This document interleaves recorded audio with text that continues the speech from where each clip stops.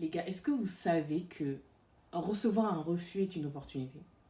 Non, mais parce que on ne réalise pas ce côté-là. Je vous explique rapidement.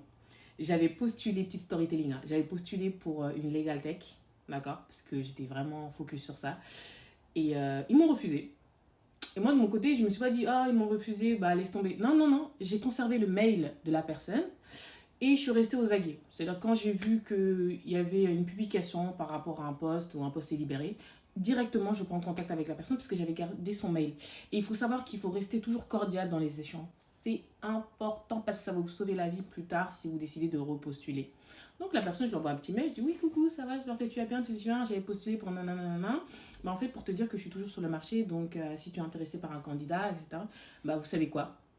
Elle n'a pas perdu du temps. Elle m'a dit, je te propose un entretien demain. Demain, je viens, je me présente. Elle me dit, ouais, tu es disponible pour demain parce qu'en fait, bah, on a besoin de savoir si tu peux prendre le poste dès la semaine prochaine.